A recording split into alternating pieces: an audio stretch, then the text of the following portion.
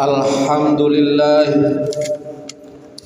Alhamdulillahi Rabbil Alamin wa bihi nasta'inu ala umurid dunya waddin. Ashhadu an la ilaha illallah wahdahu la syarika lah wa ashhadu anna Muhammadan abduhu wa rasuluhul karim.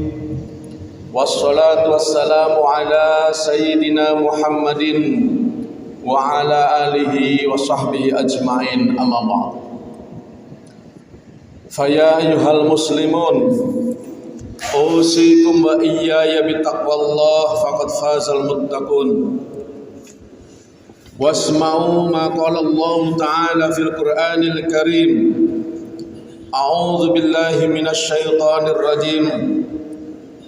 Laqad khalaqnal insana fi ahsani taqwim summa radadnahu asfala safilin. Al-ayah. Hadirin jamaah-jamaah rahimakumullah, sebagai salah satu rukun khutbah tidak lupa kami mengawali khutbah ini dengan menyampaikan wasiat khususnya untuk diri pribadi kami dan kepada kita sekalian, yakni marilah kita terus berupaya memperbaiki diri kita masing-masing dengan berusaha untuk meningkatkan ketakwaan kita kepada Allah Subhanahu wa taala, yakni dengan terus berusaha menjalankan segala perintah-perintahnya dan juga berusaha menjauhi segala larangannya. Kaum muslimin rahimakumullah, khutbah yang akan kami sampaikan pada kesempatan kali ini memiliki tema kompensasi. Beda kalau yang biasa kita dengar dalam dunia usaha itu pakai M, kompensasi. Itu artinya imbalan yang diberikan perusahaan kepada karyawan. Tetapi judul khutbah ini pakai N, kompensasi, merupakan singkatan dari konsep pembangunan manusia sesuai Islam. Akhir-akhir ini khususnya kita bangsa Indonesia, orientasi pembangunan manusia mengalami perubahan. Dari yang sering kita dengar, sering kita sampaikan sebelumnya, di mana pembangunan manusia sebelumnya lebih bertumpu pada pembangunan sumber daya manusia atau SDM, kemudian berubah orientasinya menjadi pembangunan manusianya. Kalau yang pertama, pembangunan SDM, itu sebenarnya rujukannya adalah ilmu ekonomi dan tujuannya adalah untuk meningkatkan produktivitas dan stabilitas ekonomi. Tetapi ketika kita menyebut pembangunan manusia, bukan pembangunan sumber daya manusia, itu rujukannya adalah ilmu sosial, di mana tujuannya adalah ingin mewujudkan manusia yang mumpuni dan terpenuhi hak-haknya. Yang mumpuni di situ lengkap, memiliki keterampilan, keahlian, pandai dan lain sebagainya. Nah, kalau memang saat ini kita sudah berorientasi ingin menuju pada pembangunan manusia, artinya yang dibangun itu adalah manusianya, bukan hanya sumber dayanya. Maka tentunya kita harus mengenali siapa itu manusia.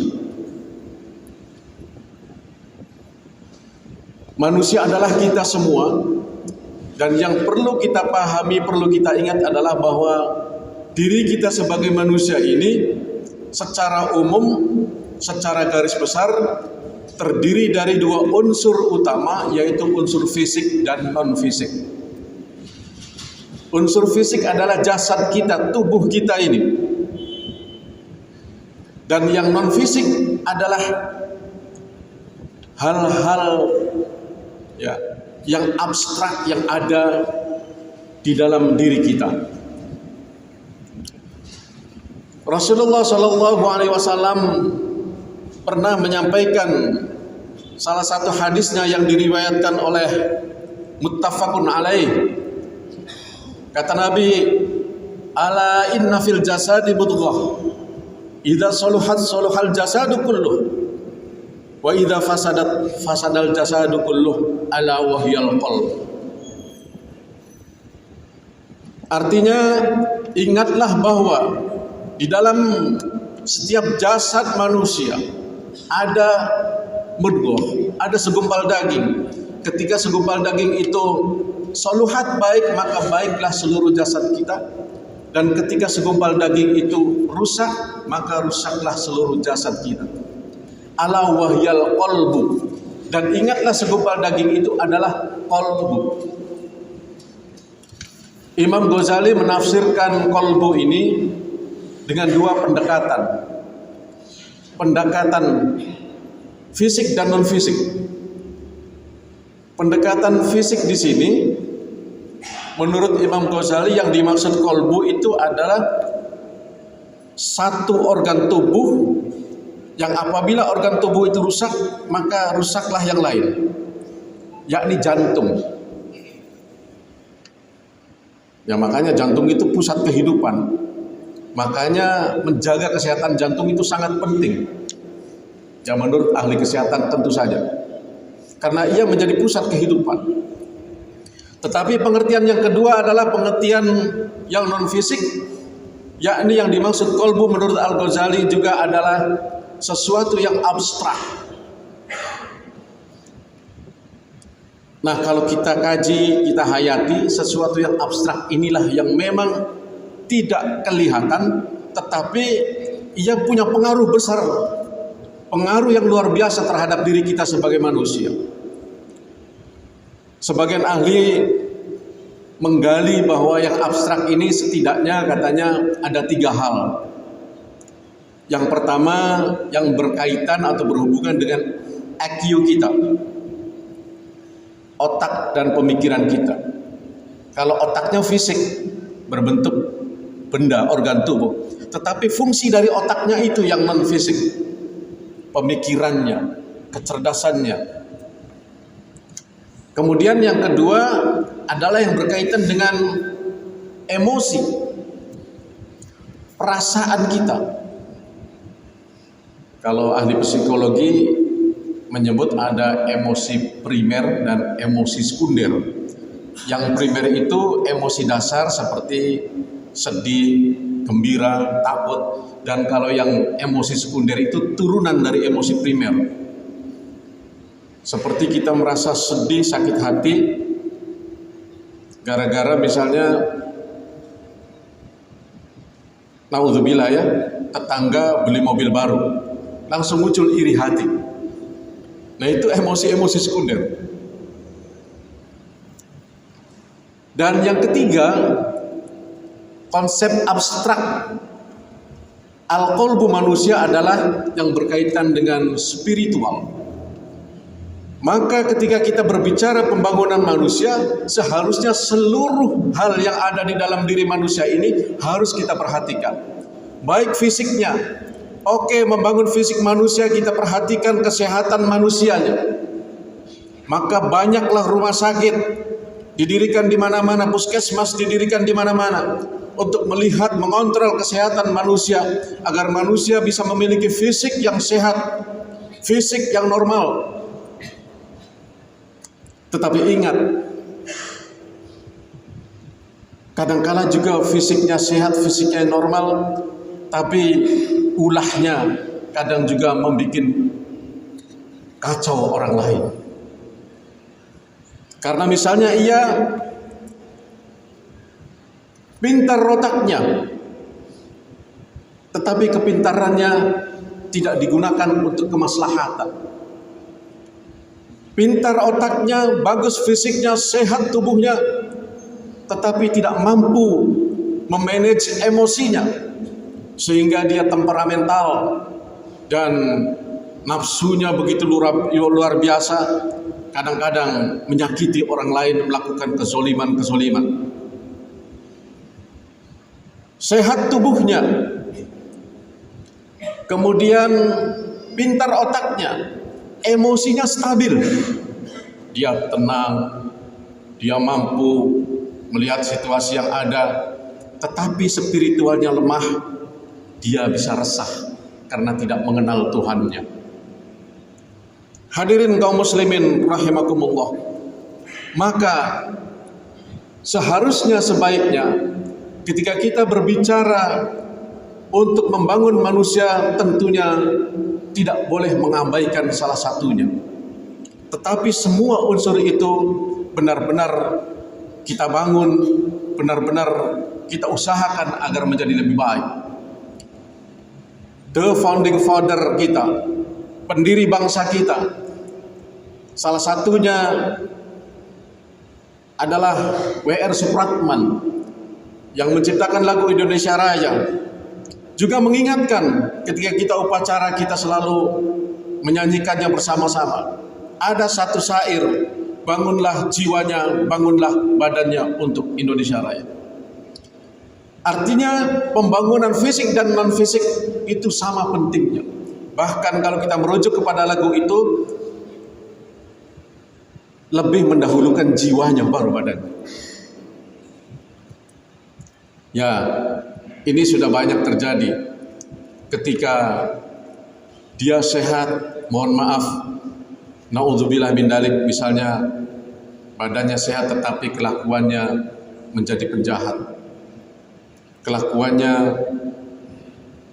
melakukan bisnis yang merusak mental generasi bangsa, bisnis narkoba dan sejenisnya, dan contoh-contoh lain. Artinya apa? Artinya di luar fisik juga ada hal yang lebih penting, yaitu yang non fisik. Hadirin kaum muslimin rahimakumullah, berkaitan dengan membangun kalbu juga, Imam Ghazali melihat ada 4 faktor yang bisa merusak kalbu kita, hati kita. Dan juga ada 4 hal yang bisa memperbaikinya. Yang pertama, kalbu bisa rusak, hati kita bisa rusak. Kata beliau adalah biasanya kita panjang angan-angan, ya, terhadap kehidupan dunia. Boleh kita punya ambisi untuk menjadi orang penting, menjadi pejabat, menjadi pengusaha, boleh.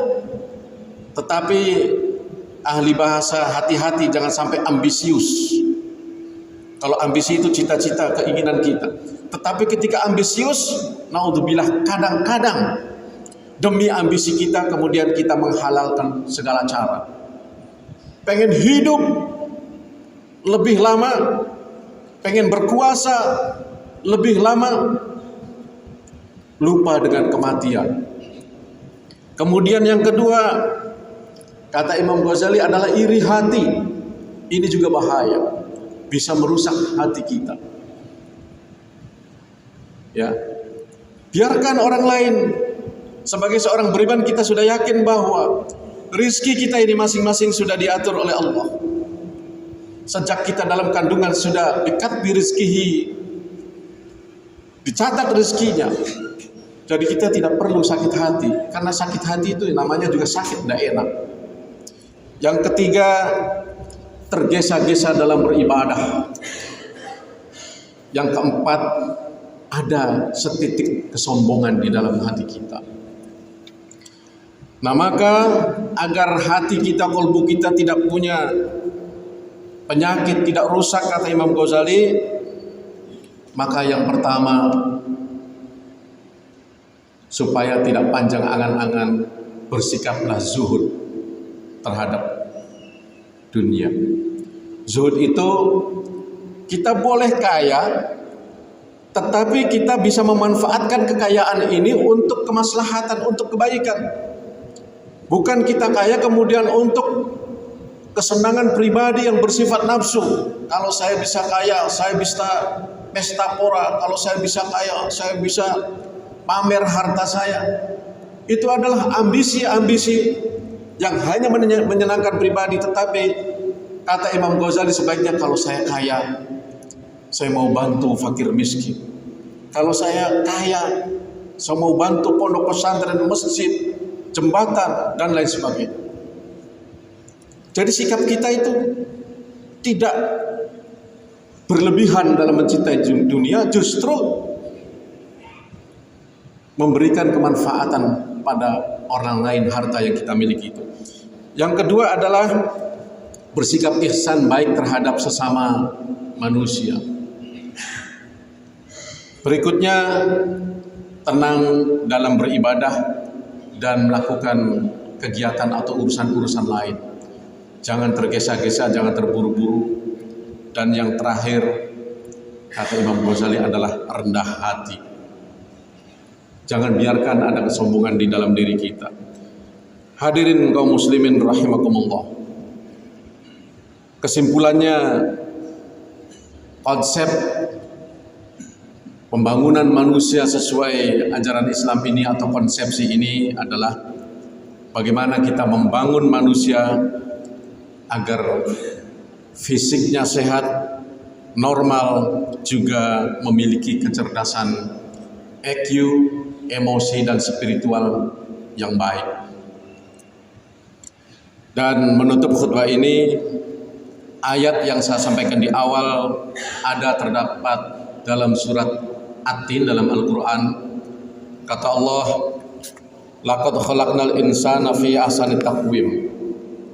Sesungguhnya aku telah menciptakan manusia dalam bentuk yang sempurna. Akan tetapi summa radadnahu asfala safilin, aku akan menjatuhkan, merendahkan derajat manusia pada derajat yang paling rendah. Illal ladzina amanu wa amilus solihati falahum ajrun ghairu mamnun. Agar derajat kita tinggi, tidak rendah, kata Allah, syaratnya ada, yaitu mereka orang-orang yang beriman, mempertahankan keimanannya, meningkatkan keimanannya, dan beramal soleh, berbuat baik. Orang-orang seperti ini akan mendapatkan ganjaran dari Allah Subhanahu wa Ta'ala. Inilah yang dapat kami sampaikan, mudah-mudahan bisa kita pahami semua, dan setidaknya tentunya khusus untuk diri pribadi saya bisa mengontrol jati diri kita sebagai manusia, sehingga kita bisa menjadi manusia insanul kamil, insan yang sempurna seperti dalam surat At-Tin ini. Barakallahu li wa lakum fil Qur'anil azim wa nafa'ani wa iyyakum bima fihi minal ayat wa dzikril hakim wa taqabbal minni wa minkum tilawatahu innahu huwas samiul basir.